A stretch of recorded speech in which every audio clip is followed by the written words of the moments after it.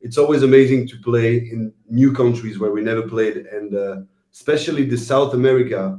It's always, you guys are very, very passionate about music, and yeah, supportive, and I don't know why, but yeah, it feels like you resonate a lot with L'Imperatrice music. So yeah, it's always an amazing feeling. Let me begin by asking you what is the meaning behind the name of this new album, Pulsar? So, do you know what a pulsar is? Have you checked? I don't know, maybe like the beating of your heart? No. Okay. So the pulsar is it's actually some special stars, like really big stars that have died. So they have exploded through a supernova, and then the heart of the star, it's still very dense, so it's rotating very, very quickly, and so it's sending some waves. Let's say that it's really summarized here, but some waves across the universe, and these waves can be heard, that collected with radio telescopes, and so it's a regular pulsation. It can be transcribed as just regular pulsation. So it's a form of percussion in a way, but it's what's very poetic about it. It's like it's a communication between some very far celestial object in the galaxy or in the universe, and with us, for example. And these stars were like how can I say, like the first person who actually heard a pulsar was a woman actually called Jocelyn Bell Burnell in the 60s, and she by chance discovered the pulsar. And unfortunately, the discovery has been stolen by a guy, but she's the one who discovered them. Yeah, well, classic. And yeah, so this idea, I think, was it's just a very poetic image of like some star talking through the universe without even being heard. And I thought it was also very human idea, because us human, we sometimes talk in the void and we express emotions, but sometimes there's no one to hear them. And sometimes when there's someone or some people hearing you, that's when it becomes really powerful, and that's when you can I don't know, just be relieved of something, or you can make things with people be powerful. So yeah, so that's what the title is about. That's really cool. That explains a lot. How perfectionist you guys were with the production of the album? How hard was the process? The process was different than the two previous album, because we trusted ourselves on this one. The two previous album, we used to work with the producer, and Yeah. for this one, we decided, because of the amount of time that we had, and as well because we really felt that we wanted to trust ourselves from the first note to the end.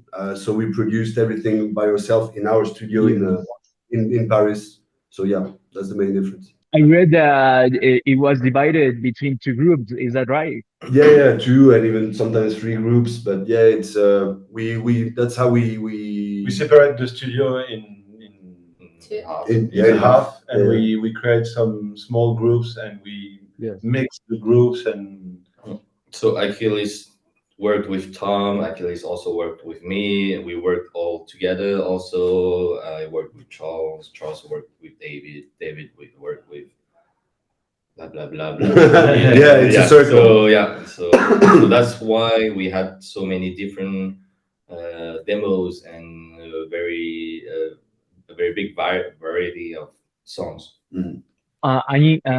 About that, having in mind that, how do you think the sound of L'Imperatrice have changed or evolved through these three albums? Well, the sound really evolved also because so the first two albums we did it with a producer called Renaud Letan, a French producer who is a very well known producer in pop music in France.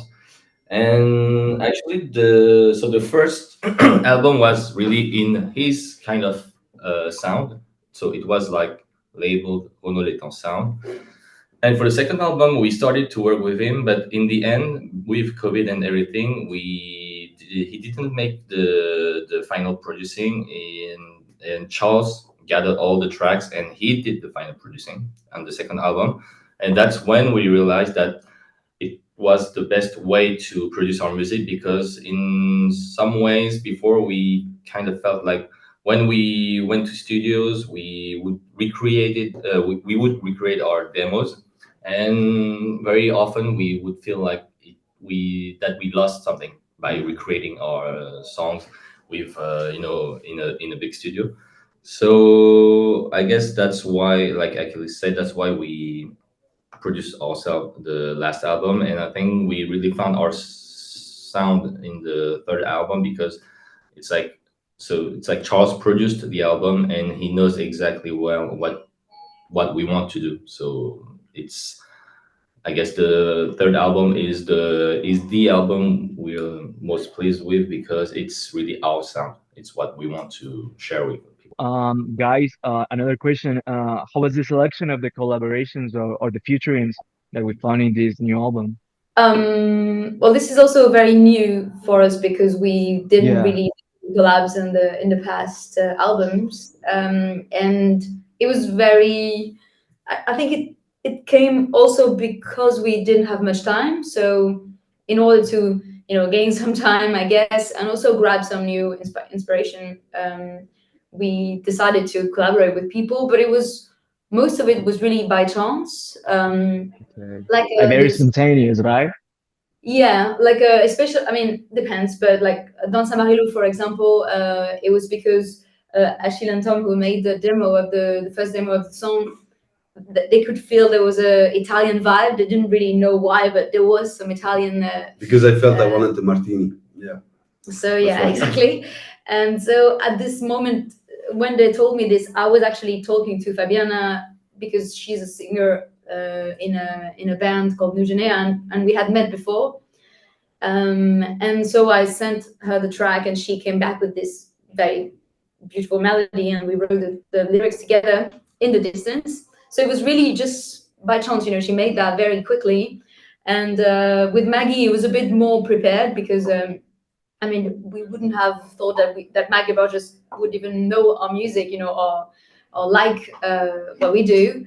So it was more like through all labels, we learned that she actually loved us, and so she came to Paris to make the song. And it was also very, I mean, I guess it's a very refreshing process in the end, because the guys are used to use my voice and to have my melodic propositions and my lyrics, and so I guess it brought some freshness to have some other singers with very inspiring backgrounds to give us some new ideas.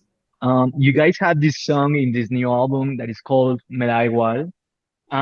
Would you like to experience more with lyrics in Spanish?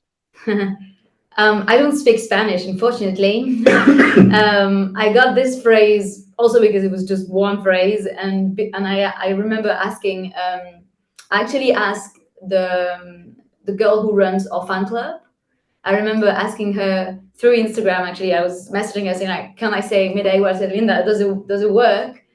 And I remember she was saying like, maybe you should say guapa and not linda. And I was like, oh shit, because guapa doesn't really work in my phrase. In the end, I kept linda. But yeah, I don't speak Spanish, so I think it would be hard for me to write a whole song. I guess I would write it with someone. Even the Italian song, like I speak more Italian than I speak Spanish, but I don't think I would be able to write a full song. Even writing a song in English is still difficult for me. I mean, I'm used to it now, but it's still, when it's not your native tongue, it's really hard to be very subtle in the lyrics. And I think I would be afraid to write something very stupid if I was writing in Spanish, Guys, you played for the very first time in Colombia last year. I want to ask you, how was the experience? I was there, I have to compare. So we have to ask you, how was the experience? I don't want to sound cheesy, but my eyes were tearing. Like I was so moved. It was my first time seeing you. It doesn't sound cheesy, it sounds sincere, and we had the same feeling. I can speak for everyone, but that it's always amazing to play in new countries where we never played, and especially the South America. it's always you guys are very very passionate about music and Supportive. yeah, supportive, and I don't know why, but yeah, it feels like you resonate a lot with L'Impératrice music. So yeah, it's always an amazing feeling. One last question, guys. What is the message that would you like to give with this new album that is very like upbeat and like very a club, almost club album? never stop dancing. Exactly. Yeah, that's the main message. Absolutely. Yeah, it's an album to yeah to dance, to gather people, to feel joy, and it's an album about empowerment with the lyrics. So Yeah. to yeah to trust yourself, and because of what how we recorded it, and yeah, I think all these emotions together is a very positive album. Yeah. I would say.